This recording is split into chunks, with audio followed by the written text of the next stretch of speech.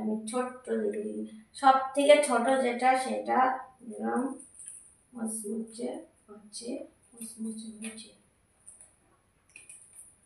চালের গুঁড়ো টুড়ো দিয়ে নিতাম মুচমুচে। এটা কিন্তু তালের বড়া নয়।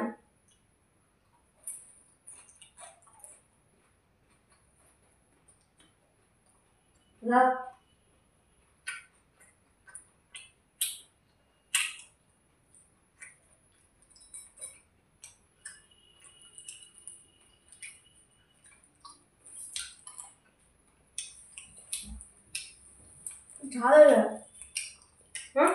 ঝাল। চলো বন্ধুরা, খাওয়াটা দেখলে এবার কি করে বানালাম চলো দেখে নাও।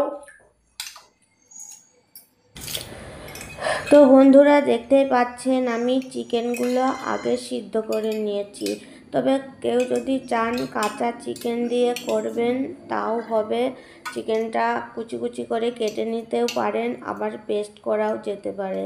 তো আমি চিকেনগুলো সিদ্ধ করে সেগুলা অল্প অল্প করে আমি ছোটো ছোটো করে কুচি কুচি করে নিচ্ছি। তো গরম তো একটু করতে অসুবিধা হচ্ছে, তো তাও হাত দিয়েই করে ফেললাম। আর একটু আগে চিকেনটা গরম জলের ভিতরেই ছিল, তাও একটু আগেই করা হয়েছে। তো অতটা মানে গরম আছে, হালকা গরম। তো দেখতে পেলেন আদা দিলাম, এবার দেব পেঁয়াজ কুচি। তো আমার মোটামুটি লবণ মানে সস দেওয়া হয়েছে, তো সেই কারণে লবণ একটু কমই দিয়েছি। সসের লবণ থাকে। আর এখন দিচ্ছি আমার গাছের টাটকা কাঁচা লঙ্কা। তো যাই হোক, কদিন খেতে পারবো কাঁচা লঙ্কা জানি না। তো কাঁচা লঙ্কাগুলা যেহেতু অনেকটাই মাংস, সেই জন্যে 3টে কাঁচা লঙ্কা দিয়েছি, যদিও একদম টাটকা গাছ থেকে ছিঁড়ে আনা।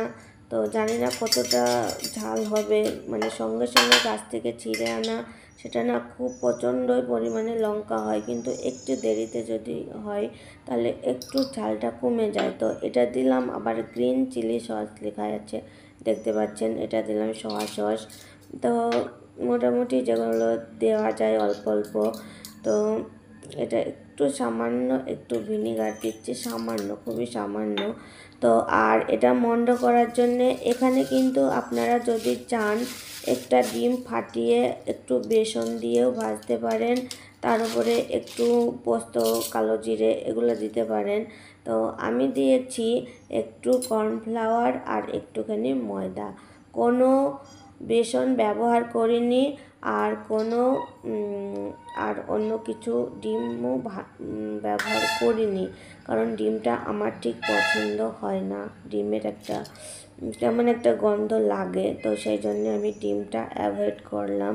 তো এইভাবেই আমি এটা বেশ ভালো করে মেখে চটকে যতটা মাংসটা ছোট করা যায় করে, ওই যে ছোটো ছোটো গোল গোল করে, তো ছোট করেই করি, কারণ বড় করা যেতে হয়তো 4টে করা যেত, কিন্তু সেটাকে হয়তো ভিতরে ভালো মানে ভালো সিদ্ধ হতো না। সিদ্ধ তো অলরেডি হয়ে গেছে, তো তারপরে যে মশলাগুলো দিয়ে করেছি সেগুলো হয়তো একটু ভালো করে একটু সিমে আঁচে ভালোভাবে না ভাজলে সেটাও ভালো লাগবে না। তো সেই কারণে এখানে বেশ ভালো করেই ভেজে নিচ্ছি। নিয়ে একটা থালে সাজিয়ে নিয়েছি, আর মাঝখানে দিয়েছি একটা টমেটো সস। তো টমেটো সসটা দিয়ে এটা লাগিয়ে না খেলে ভালো লাগবে না। তো সেই জন্যে আর খুব বেশি তো হয়নি, দেখতেই পাচ্ছেন, আর কয়েকটা আছে। তো একবার তুলে নিলাম যেগুলো একটু বেশি হয়েছে, পরে আবার একটুখানি যেগুলো হয়নি সেগুলো দিলাম। দিয়ে সব মিলিয়ে একটুখানি বেশ ভালো করে ভেজে আমার কমপ্লিট। তো বন্ধুরা দেখুন আজকের আমার এই রেসিপিটা কেমন লাগলো। ভালো লাগলে বা খারাপ লাগলে যাই লাগুক না কেন কমেন্টে জানাবেন। আর যদি ভালো লাগে একটা অন্তত শেয়ার করবেন আর একটা লাইক দেবেন। তো লাইক দিলে আরও মানে ভালো ভালো রেসিপি নিয়ে আসবো আপনাদের জন্যে, আর ভালো ভালো ভিডিও বানানোর ইচ্ছা জাগবে। আর যদি লাইক না দেন, কমেন্ট না করেন, শেয়ার না করেন, তাহলে আর ভালো ভালো রেসিপি বা ভিডিও বানানোর কোনো ইচ্ছে থাকবে না। থাকে না, সেই জন্য ভিডিও বানানো আগে থেকে আমি অনেক কমিয়ে দিয়েছি। তো আজকে মনে হলো একটা বানাই, তাই বানালাম। তো ভালো লাগলে বললাম like comment share. Tata, bye bye, good night.